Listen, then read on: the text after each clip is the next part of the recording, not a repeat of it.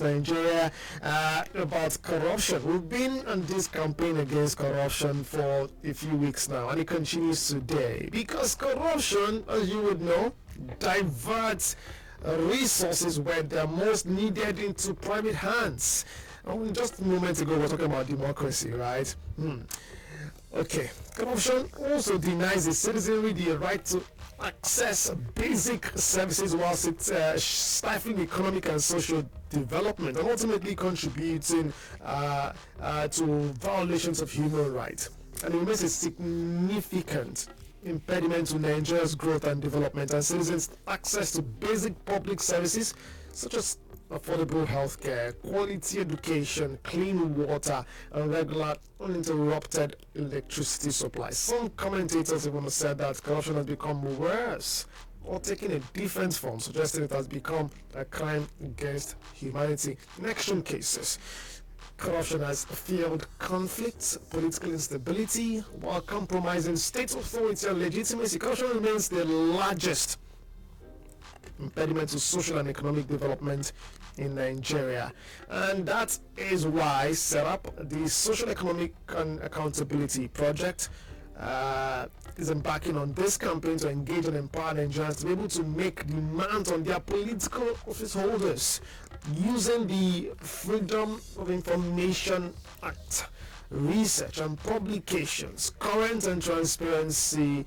and accountability issues, and court cases with particular attention paid to 2018 Auditor General report. Today on the show we have Adelanke, Aremo, Senior Legal Advisor, SERAP. The SERAP again is the Social Economic Rights and Accountability Project, and she'll be talking to us about this. Welcome to the program today, Adelanke. Good morning to you. Thank you for having me. Good morning. Yes, good morning. You're welcome. Thank you very much. Let's get down to the conversation. So for the past 2 weeks, we have been discussing how citizens can participate in tackling corruption in government and public institutions through the use of Freedom of Information Act. And for the benefit of those who might be joining for the first time today, could you please describe the Freedom of Information Act and what that means and how it can be used as a tool to ensure transparency in Nigeria? Just to mention to you as well, today is International Day of Democracy celebrated around the globe, and so this conversation is just timely, isn't it? Yeah, very well. It is a timely conversation, considering that governance belongs to everybody, and as citizens, we have to begin to act as well. So, Freedom of Information Act means FY Act means Freedom of Information Act, and it became a law in 2011. It gives everyone the right to request information which is in the custody of any public or official agency or institution. So, in essence, what this is saying is that so far you are a human being or a juristic person, you can request information that falls under public records. And the beautiful thing is that the person requesting this information does not need to show any specific interest in the information or give the public institution reasons for making the request. Furthermore, the FY Act also places a duty on public institutions to ensure that it keeps its records and information about its activities. Even before you make that such request, such information ought to be made available. I believe that the FY Act can be used as a tool to ensure transparency because it can be used to gather information. We believe in SERAP that citizens, for them to adequately demand for accountability and transparency, they must be armed with the necessary information that can be used to ask questions. We all know that a lot of government activities are shrouded in secrecy, but with the use of the FY Act, a lot of information can be gathered. It can be used to enhance transparency, reduce corruption. It can also be used to stimulate the performance of representatives in government.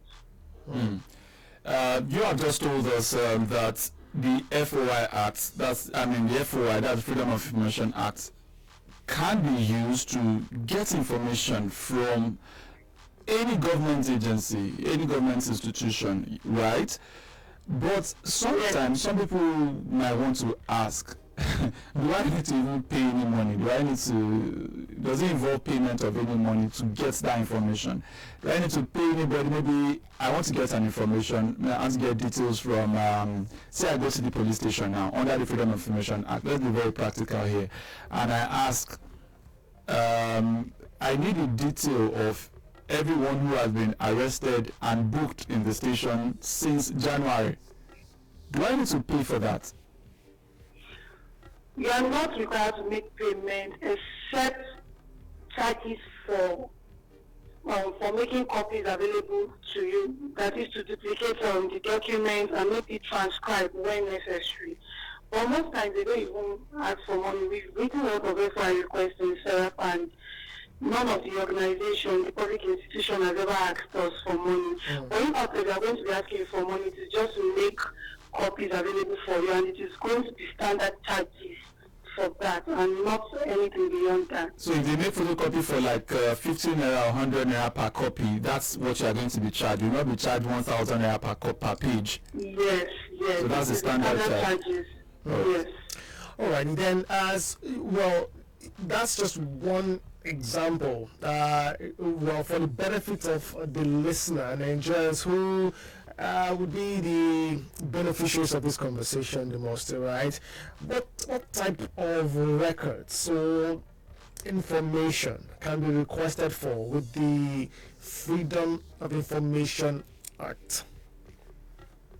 Do you know the information that may not be requested for under the Freedom of Information Act? Because when it comes to information that can be requested for under the Freedom of Information Act, they are just public records. It also covers corporations established by law, companies in which the government has a controlling interest, and private companies that are utilizing public funds, providing public services or performing public functions. Okay, so sorry to come in, please. I'm really sorry. Maybe you need to give us examples. Can you say that if the government awards contract to a private company to build a particular road or renovate a particular school, I, as a private individual, I can reach out to that school to ask them to give me the breakdown of the budget that's been, the breakdown of the contract between they and the government. Is this like what the Freedom of Information Act does? That's one area. Maybe for the hospital, procure some equipment to furnish what do you call these hospitals in the towns? Primary healthcare center, maybe to buy some medical equipment, but they are private individual, but they've been contracted by the government. Government has reached out to them to procure this, to buy these drugs. Can I also write to them to tell them that I need this detail as a private individual? Is that what you mean? Yes, you can. So far as utilizing public funds, providing public services, or performing public functions. So far they fulfill all those three requirements: public funds, providing public services, or performing public functions. You can write private companies to provide the information. So in that case, since they can do that, are there exceptions to this rule? Are there cases where there are certain information that cannot be disclosed under the Freedom of Information Act? Yes. The Freedom of Information provides for some information that cannot be disclosed under the Act, and they include, but not limited to, disclosure that may be injurious to conduct of international affairs and defense of the country. We have disclosure as to confidential and personal private information, disclosure that will be used to facilitate the commission of an offense. We have trade secrets and commercial information. We have requests that fall under professional privilege information, just like we have the journalism confidentiality privileges, the doctor-patient relationship, and lawyer-client relationship. Then disclosure that will deprive a person of a fair trial or an impartial hearing. However, there's an exception to it. We all know that when there's a general rule, there are exceptions to it. If one can establish that the public interest in making such information available outweighs any interest that is to be protected, then the court can order that such information should be made available. Well, as you mentioned, this except for maybe the last three that you mentioned in terms of one that could jeopardize a current case in courts, also personal details as per patient-doctor relationship, and one other one that you mentioned, in cases of national security and the rest. Yes. Aside those, the first 3 or 4 that you mentioned, do you think, and from your experience with requesting for information from agencies of government, do you think this has also been used, or rather has this been used, or do you think this would also be used as excuses not to provide such information that you've requested? Yes, in fact, we have had that experiences in SERAP. There are times that we request for information and we get a response that is a threat to national security and all of that. But we do not stop there. We always apply to court for the court to review our application, and in most cases, the court will hold that this is in public interest, that such agencies should make the information available. So far, it is not a threat to security. Most times, they don't prove that it is a threat to national security, or what excuse do they have. They just don't want to make the information available. And if you look at the act, there are exceptions that if it is going to be in the interest of the public, they are supposed to make such information available. So far they cannot prove that it is against the interest of the public, or it is going to jeopardize maybe the security of the country, then they cannot hold such information. The court will still compel them to. Yeah. So it's going to be in the. Okay. Yeah, I'm sorry. Yeah, I was just going to say that. So one way to establish that this is the interest of the public is to head to court. Yes. Okay, so you don't have this back and forth with the agency you are trying to get information from. You could just So once you write your request and you've given them a timeline within which to respond to you, which is usually 7 days, if you haven't heard any response from them, then you have the right to approach the court for the court to review the case, and within 30 days after the information has been refused, so that the court will determine whether you have an action or whether the court can compel them to make such information available to you. And in most instances, in your application before the court, the argument before the court, you show that it is in the interest of justice, and maybe there are reports that there are misappropriation of funds, public funds, and in order to it is just for you to demand accountability and transparency on how these public funds are being spent and managed. All right, perhaps I just want to put this in. You recall that prior to the election, some people went to court requesting for the INEC chairman's detail as well as that of his children, because they want the CCB, that's the Code of Conduct Bureau, to release details of the asset declaration form of Professor Mahmoud Yakubu, is the chairman of the INEC, and those of his unmarried children. So the courts, my Lord Justice John Soho, refused that application. Does that amount to private details of individuals, which the court most likely will not, that the Freedom of Information Act will not want you to ask for? Until I see a copy of the judgment, I may not know the reason why the court declined at a point in time. Under the FOI Act, that disclosure as to confidential and personal privacy information is not supposed to be requested for. If it is personal information of someone, you don't request for it. If it is not public information, public documents, you do not need to request for such information. But the Act also provides that it is going to be in the interest of the public. So whether they failed to prove in court that it is in the interest of the public, and the court wasn't swayed by whatever argument they put before the court, then the court is at liberty to decline such request. All right, then, because we're pressed for time, we've got to go. Okay, so you mentioned what can be done when one is denied, access to information.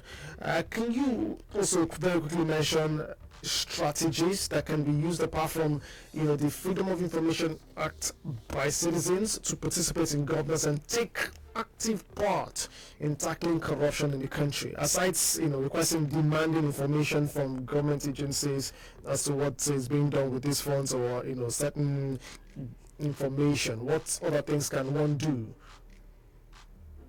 Okay, I believe one of the things someone can do include advocacy. Okay. To express your views. You have social media and engage your public office holders on social media, Twitter, engage them. And Twitter has shown to be one viable tool. They tend to respond to your tags and all of that, your tweets, so you can try it to engage them. Then we have media engagement, just like we're having the conversation now, to put such conversation on the front burner so people begin to talk about it. Then you can dialogue where necessary. You can make use of petitions. You can write petitions to the appropriate government agencies for action. And I also that you continue to ask questions because before you can even demand for accountability and transparency, you must know what you're asking for. Like, you must be well informed. So you have to keep asking questions. And above all, which is usually the last resort, is litigation. If they are not yielding to your request or yielding to other strategies that you've taken, you can always resort to court for courts to determine such action. Okay. Well, you imagine that there are Nigerians who might be willing to do these things and maybe trying to find their way around it. Certainly people who want to use the Freedom of Information Act to, to participate in tackling corruption, and some others who might want to use the advocacy routes, other path to also participate in tackling corruption in the country. Is SERAP willing to maybe partner, or is SERAP available to guiding Nigerians to do this? Very well. SERAP is available to guide them at any time. They can always reach out to us. How? They need our assistance. Good. How? Our phone number is 081 60537202. 081 60537202. You can send us an email on info@serap-nigeria.org. info@serap-nigeria.org. Then on our website, www.serap-nigeria.org. www.serap-nigeria.org. Then we have our social media platforms on Twitter, Facebook, Instagram, TikTok as SERAP Nigeria. The SERAP Nigeria is written together. Okay, then that's a phone number one more time. 081 60537202. 081 60537202. All right. Well, we've been talking about corruption in the country and tackling corruption, and much more, how you as a Nigerian can participate in this fight against corruption in Nigeria. We've been speaking with the Senior Legal Advisor, Social Economic Rights and Accountability Project, SERAP, Adelanke, Aremo. Thank you so much for being on the program today. Thank you for having me. All right, have a nice day. Bye. There you go. Now time to drop the ball. If you like, on industry hub. Let's go straight to social buzz next. Super Social on the Social Buzz. The Social Buzz on the Law FM Morning Show.